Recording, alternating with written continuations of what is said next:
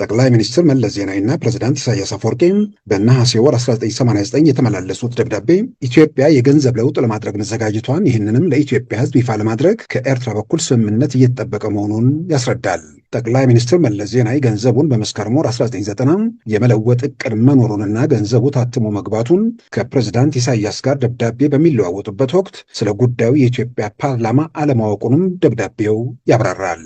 ሁለቱ መሪዎች በትግርኛ ቋንቋ በእጅ ጽሑፍ የተለዋወጡት ደብዳቤ ድንበር አካባቢ አለመግባባቶች እንዳሉባቸው፣ በሌላም በኩል የአፋሩን አማጺ አርዱፍን በጋራ ለመውጋት እየተንቀሳቀሱ መገኘታቸውንም ያስረዳል። የዚህን ደብዳቤ የአማርኛ ትርጉም በዚህ ዘገባ እናስታውሳለን። በቅድሚያ ደብዳቤውን የጻፉት ፕሬዝዳንት ኢሳያስ ሲሆኑ ከሰው እንጀምራለን። ጓድ መለስ እንደምን ሰንብተሃል? ዛሬ እንድጽፍልህ ያደረገልኝ ባዳ አካባቢ ያለው አሳሳቢ ሁኔታ ነው። በመካከላችን ያለው ድንበር በዘልማድ የሚታወቅ እንጂ በትክክል ነጥቦና ተረጋግጦ ያወቅነው ወሰን አለ ለማለት አይቻልም። የዛሬና የወደፊት ዝምድናችን አንጻር ብዙም ክርክር አድርገንበት የቆየነው ጉዳይ አይደለም። ለወደፊትም ቢሆን እምብዛም የሚያከራክርና የሚያሳስብ አይመስለኝም። እውነቱ ይሄ ሆኖ ሳለ አልፎ አልፎ ግን በተለያዩ ጊዜያት በተለያዩ ቀላል ምክንያቶች ግጭቶች ሲከሰቱ ተስተውሏል። በአካባቢው የሚገኙ ኃላፊዎችም በወንድማዊነት መንገድ ግጭቶችን ለማብረድና ችግሩን ለመፍታት ሲሞክሩ ቆይተዋል። በዚህ ሰሞን ግን አዲምሮግ አካባቢ ሰራዊታቸው የወሰደው የኃይል እርምጃ በእውነቱ እጅግ የሚያሳዝን ነው። ሁኔታው ወታደራዊ ኃይል እርምጃ እስከ መጠቀም የሚያደርስ ምክንያት አልነበረውም። ይህን ያህል አንገብጋቢና አሳሳቢ ቢሆንም እንኳን በወንድማዊነትና በመነጋገር በመግባባት ችግሩን ለመፍታት ባላስቸገረ ነበር። ከናካቴው ስለ ድንበር ጉዳይ ማንሳት ቢፈለግ እንኳን አግባብ ባለውና በተሻለ መልኩ መፍታት ይቻላል። ይህ የተወሰደው እርምጃ አስፈላጊ ወዳልሆነ ግጭት እንዳያመራ ካሁኑ መገታት አለበትና አንተው ራስህ አስቸኳይ እርምጃ እንድትወስድ አሳስባለሁ። ከሰላምታ ጋር ኢሳያስ አፈወርቂም 16/08/97 በኢትዮጵያ አቆጣጠር ነሐሴ 10 1989። ከጠቅላይ ሚኒስትር መለስ ዜናዊ ለፕሬዝዳንት ኢሳያስ የተሰጠ ምላሽ። እንዴት ሰነበት? ከጻፍካትን ደብዳቤ ተመልክቻለሁ። በድንበር አካባቢ ያለው ሁኔታ ጥሩ እንዳልሆነ እኔም ሰምቼ ነበር እና የማነ የመጡ ጊዜም ከነተወልደ ጋር እንደተነጋገሩበት አውቃለሁ። የባዳ አካባቢ ችግር ይፈጠራል የሚል ግምት አልነበረኝም። ምክንያቱም ጓዶቻችን የያዙትን ስፍራ ከዚህ ቀደም የሚያጋጭ ስላልነበረና ወደፊትም ችግር በሚከሰትባቸው አካባቢዎች አስቀድሞ የመግባባቱ አስፈላጊነት ስለታየን ነው። የኦጎጎሞ ወይንም አርዶፍ ርዝራዦች በአካባቢው የፈጠርነውን ሰላም እያደፈረሱብን ስለነበር እነርሱን ለማባረር ተንቀሳቅሰናል። በተረፈ የወሰን ጉዳይን በተመለከተ ቀደም ሲል እነ ተወልደ የደረሱበት ስምምነት ስላለ እሱን መሰረት በማድረግ ሁኔታውን ማርገብ እንዳለብን ይሰማኛል። ምናልባት ደግሞ ወሰን የመከለሉ ጉዳይ በሁለታችንም በኩል ዝግጅት ተደርጎበት ወደ አንድ መቋጫ መድረስ ያስፈልግ ይሆናል።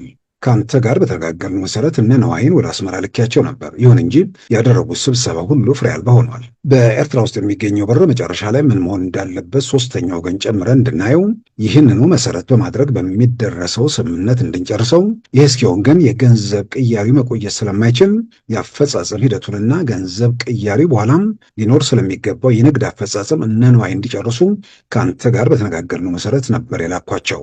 በእነ ብርሃነ በኩል የተሰጣቸው መልስ ግን ኤርትራ ውስጥ ያለውን ብር ሳናውቅ ወይም ደግሞ ጉዳዩ በአገር ደረጃ ከመውጣቱና ከመገለጹ በፊት ስለ ገንዘብ ቅያሪው ሂደትና ዝርዝር አገባብ ለመነጋገር አንችልም የሚል ነው። በዚህም ምክንያት ምንም አይነት እልባት ላይ ሳይደርሱ ተመልሰዋል። ከገንዘብ ለውጡ በኋላ ሶስተኛ ወገን ጨምረን የምንወስነው ውሳኔም ሆነ አስቀድመን የምናደርገው ውሳኔ ልዩነት አይኖረውም። ዞረን በመግባባት የምንፈታው ጉዳይ ነው። ስምምነታችን የፈለገው ደረጃ ላይ ድረስ ሁለታችንም እንደምንተገብረው የሚያጠራጥር ነገር የለም። ስለዚህ ይሄ ጉዳይ ስምምነት ላይ እስኪደርስ ይቆይ የሚባል ጉዳይ አይደለም። ከአንተም ጋር የተግባባንበት ነገር ቢኖር አንደኛው ሌላኛውን ሳይጠብቅ ይቀጥል የሚል ነበር።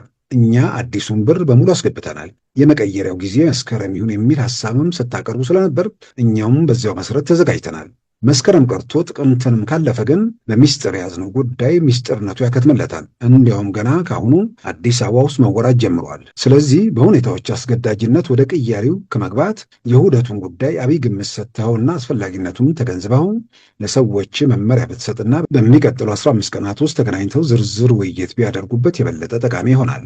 አዲሱን ብር በሙሉ ስላስገባ ነውና ወሬውም እየተናፈሰ በመሆኑ በጥቅምት ወር መጀመሪያ ላይ ለፓርላማው ልንገልጽና ቀጥሎ ወደ ቅያሪው ልንገባ አስበናል። ስለዚህ በአንድ ላይ ተዋህደን እንድንሰራ አንድ ነገር ወስኑና እነ ብርሃነ ተገናኝተው ይጨርሱት መልካም ነው።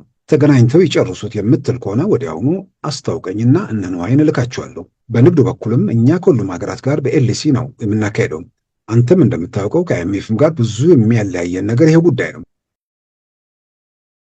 ከፕሬዝዳንት ኢሳያስ ለጠቅላይ ሚኒስትር መለስ ለሁለተኛ ጊዜ የተጻፈው ደብዳቤ ደግሞ እንዲህ ይነበባል። በድንበር ላይ ስላለው ሁኔታ ባለኝ መረጃ መሰረት በአዲምሩግ የተወሰደው የኃይል እርምጃ በማያከራክረን ቦታ ላይ ሳይሆን የእኛ አካላት በነበሩበት አካባቢ አባላቶቻችንን በማንገላታት በማባረርና የቆየውን መስተዳደር በማፈራረስ የተወሰደ እርምጃ ነው። ጉጉሙን ወይም አርዱፍን በተመለከተም እርምጃውን ከመወሰዱ በፊት የየራሳችንን መከላከል እንድናደርግ ባሳወቃችሁን መሰረት የእኛዎቹም ለመተጋገዝ በሚቀራረቡበት ወቅት ነው እርምጃ የወሰዳችሁት። በባድመ አካባቢ የተወሰደው እርምጃ ከዚያ የተለየ አይደለም። ቀደም ሲል እንዳሳወቅኩ የአይነቱ የኃይል እርምጃ አስፈላጊ አይደለም። ሁኔታውን በቶሎ ለመቆጣጠርና ለወደፊቱም አመቺ እንዲሆን ለማድረግ በእኛ በኩል ወዲ ኤፍሬም መከላከያ ሚኒስትሩን ማለታቸው ነው የማንና ወዲ ካሳ ጉዳዩን እንዲከታተሉ አስበናል። ስለዚህ በእናንተም በኩል ተመሳሳይ ወይም የተሻለ የምትሉት መፍትሄ የሚያቀርቡ ሰዎች ምረጥና በአስቸኳይ ተገናኝተን ለችግሩ እልባት ያብጁለት የሚል አስተያየት አለኝ። እናም ሐሳብህን ግለጽልኝ። የገንዘብ ለውጡን ሂደት በተመለከተ እኔና አንተ በተስማማነው መሰረት የሚካሄድ ይሆናል። የዓለም ባንክም በጉዳዩ ላይ መሰላቸውን አስተያየት እንዲሰጡበት ተስማምተናል። እነርሱም እንዲያቀላጥፉልንና እኛም እልባት እንድናበጅለት በፍጥነት መንቀሳቀስ እንጂ ጊዜ መውሰድ አይገባንም። በድንበር ላይ የሚኖረውን የንግድ ልውውጥ ግን በእኛ በኩል በቀላሉ የምናየው አልሆነም። ምክንያቱም ብዙ ሕዝብ የሚጎዳና የሚያነካካ ይመስለናል። ወደ እኛ የሚገባውንም ይሁን ከእኛ የሚወጣውን ንግድ ማገት አንችልም። ትላልቅ የሚባሉትን የንግድ ልውውጦች በተመለከተ ገና ካሁኑ ይሄ እንዲሁን ያ እንዲፈጸም የሚል ደንብና ውሳኔ ልንቀርጽለት አንችልም። ጊዜና ሁኔታዎችን እያየን የምንወስን ይሆናል። ይህንን በተመለከተ የእኛ ሰዎች ለነነዋይ በስፋት ያብራሩላቸው ይመስለኛል። አሁን በችኮላ እንዲህ ይደረግ ማለቱ ኋላ ላይ እንቅፋት እንዳይፈጥርና ጉዳዩን በየማዕዘኑ በጥልቀት ለመመልከት እንዲያስችል ተቀራርቦ መነጋገርና መወያየት ይጠይቃል። ከሰላምታ ጋር ጓደ ኢሳያስ አፈወርቂ ነሐሴ 25 1997 በኢትዮጵያ አቆጣጠር ነሐሴ 19 1989 ዓ.ም። ይህን ደብዳቤ ለመጀመሪያ ጊዜ ይፋ ያደረገው የኤርትራ መንግስት ሲሆን ሁለቱ ሀገራት ወደ ጦርነት በገቡ ማግስት በሐምሌ ወር 1990 ሆየት በተባለም የኤርትራ መንግስት ልሳን ላይ ታተመ። የደብዳቤዎቹን የአማርኛ ትርጉም ኢትዮጵያ ጋዜጣና መጽሔት በወቅቱ ማሰራጨቱንም ማስታወስ ተችሏል። ደብዳቤውን ከተጻጻፉ ከ9 ወራት በኋላ በግንቦት ወር 1990 የኢትዮጵያና ኤርትራ ጦርነት መፈንዳቱ ይታወሳል።